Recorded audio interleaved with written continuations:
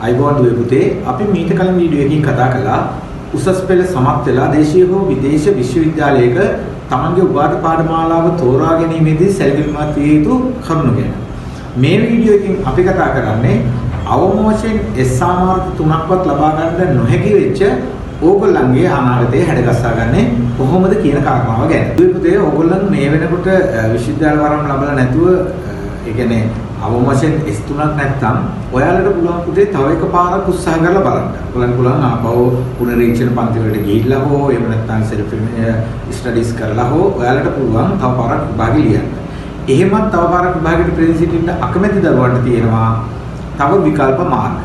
මතක තියාගන්න දුවේ පුතේ A level විභාගයේ අසමත් වීම කියන්නේ ඔයාගේ ජීවිතයේ අසමත් වීම නම් නෙමෙයි. මොකද ගොඩාක් අය හිතනවා මම දැන් A level fail මට කැම්පස් එකකට යන්න බෑ මම මෙතනින් ඉවරයි කියලා ඔයගොල්ලෝ විකල්ප රැකියාවල් සඳහා යන්න උත්සාහ කරනවා. A level කියන්නේ ජීවිතයේ අවසාන විභාගෙ නෙමෙයි. තව ගොඩාක් දුර ඔයගොල්ලන්ට යන්න පුළුවන්. අද අපි කතා කරන්නේ ඔයාලට කරන්න පුළුවන් විකල්ප දේවල් ටිකක් ගැන. පළවෙනි එක තමයි ඔයාලට පුළුවන් තමන්ගේ විශේෂ ශාස්ත්‍රයේ පුතේ පදනම් පාඨමාලාවක් පටන් ගන්න. ඒ පදනම් පාඨමාලාව ඊට පස්සේ ඒකෙන් ඩිප්ලෝමා පාඨමාලාවල් through ඕගලන්ට පුළුවන් ඔයාලගේ උපාධිය වෙනකම්ම යන්න.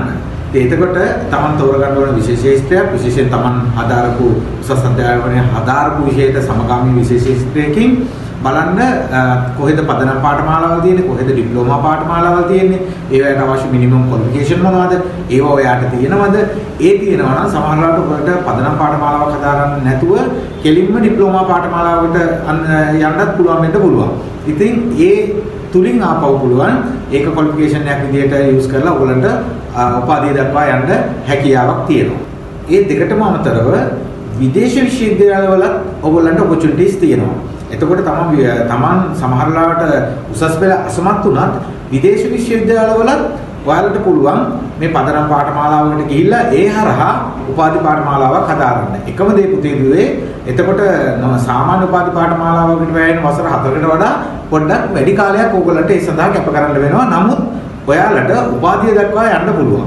මෙතෙන් තව වැදගත් කාරණයක් සමහර ළමයි අපෙනුත් ඇහුවා A level සමත් අයට විතරද විදේශ විශ්වවිද්‍යාලවල ඉගෙන ගන්න පුළුවන් කියලා. නෑ A level අසමත් අයටත් පුළුවන්. හැබැයි අර වෙනසකට තියෙන්නේ ඔයාලට එකපාරම උපාධි පාඨමාලාවකට රෙජිස්ටර් වෙන්න බෑ.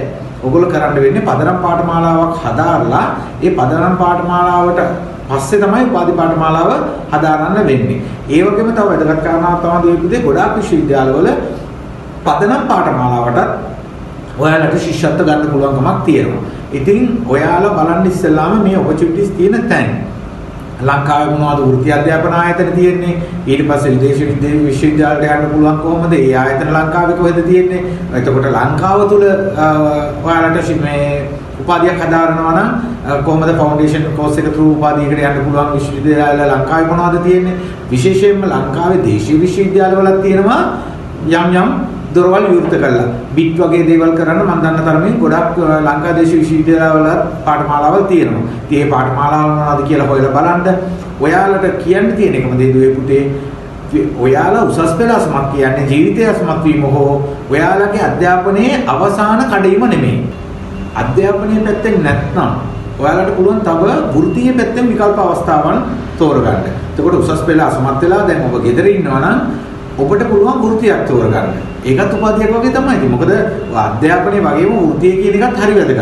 ඔයාලට පුළුවන් දැනට හොඳ රැකියාවලට මොනවාද ඔපචුනිටිස් තියෙන වෘත්තීන් මොනවාද කියලා හොයලා බලලා තමන්ට ඒ වෘත්තියට අදාළ වෘත්තීය පාඨමාලාවකට යන්න පුළුවන්. ඒකෙත් පුතේ තමන්ගේ අධ්‍යාපනයේ සහ හැකියාව මත පහළ මට්ටමේ ඉඳන් අපි ගත්තොත් NVQ level 1 වල ඉඳන් NVQ පාඨමාලාවක් හදාරලා යන්න පුළුවන්. මොකද NVQ level 1 වල ඉඳන් හදාරගෙන ගිහිල්ලා අප් වෙනකොට ඒකත් ඔයගලන්ට උපාධියක් වගේ තමයි. එහෙම නැත්නම් පිළිගත්ත වෘත්තීය උපදේශන ආයතන තියෙනවනේ. අපි කියනවා ටෙක් කියලා කියන්නේ ටෙක් වලට යන්න පුළුවන්. තමන්ගේ වෘත්තියට අදාළ රජයේ විශේෂම දේ තමයි පුතේ තමන්ගේ වෘත්තියට අදාළ තමන් යන වෘත්ති අධ්‍යාපන ආයතනය පිළිගැනීමක් තියෙන නියම පසුබිමක් තියෙන වෘත්ති අධ්‍යාපන ආයතනයක්ද කියලා හොයලා බලලා ඔයාට පුළුවන් වෘත්ති අධ්‍යාපනයකටත් යොමු වෙන්න. ඒ වගේම දුවේ පුතේ විදේශ විශ්වවිද්‍යාල වගේම දේශීය විශ්වවිද්‍යාලවලත් පදනම් පාඨමාලාවල් හදාarලා ඔයාලට උපාධියට යන්න පුළුවන්. ඊළඟට මම කිව්ව කාරණාව තමයි පුතේ දුවේ ඔයාලට පුළුවන් කියලා වෘත්ති අධ්‍යාපන ආයතන වලට යොමු වෙන්න මේ මොන දේ කළත් තමන් ඒ කරන ආයතනය මොකද්ද කියලා හොයලා බලන්න විදේශ විශ්වවිද්‍යාලය මොකද්ද කියලා හොයලා බලන්න ඒවට යන වියදම් ගැන හොයලා බලලා තමයි මේ දේ කරන්න පුළුවන්. ඒ වගේම යම් හේකින් ඔයගලන්ට අවශ්‍යතාවයක් තියෙනවා නම් විදේශ විශ්වවිද්‍යාලයක ඉගෙන ගන්න මේ වීඩියෝ එකට පස්සේ අපි තිරේ දුරකථන අංකයක් දිස් කරනවා. ඒකට කතා කරලා ඔයගලන්ට වැඩි විදිහට විස්තර ලබා ගන්න පුළුවන්. ගෝලිව හිතන්න පුතේ අලුතෙන් හිතන්න ඔයාගේ ජීවිතේ මෙතනින් ඉවර වෙන්නේ නැහැ. අලුත් ඔපචුනිටිස් ඔයගලන්ට ඕන තරම් තියෙනවා. ඒ හින්දා මෙතනින් නවත්තන්න එපා. විශේෂම වැදගත්ම කාරණේ තමයි දුවේ පුතේ ඔයාලා A level අසමත් කියලා අධ්‍යාපනය ලබන එක මෙතනින් නවත්තන්න නැතුව එක්ක වෘත්ති අධ්‍යාපනයකට යොමු වෙන්න. එහෙම නැත්නම් උපාධි පාඨමාලාවකට යොමු වෙන්න. තමන්ට තියෙන ආර්ථික ශක්තිය තමන්ට තියෙන ශක්තිතාවල් එක්ක තමන් තීරණය කරන්න ඕනේ හොයලා බලලා තමන් මොන දේද කරන්න කියලා. ඒක අපිට තීරණය කරන්න බෑ. හැබැයි දුවේ පුතේ හැම දෙයකටම පාරක් තියෙනවා. වැඩිදුර ඔයාලට මේ ගැන මොනවා හරි දැනගන්න ඕන නම් අපි තිරේ දිස්සන දුරකථන අංකය තියෙනවා.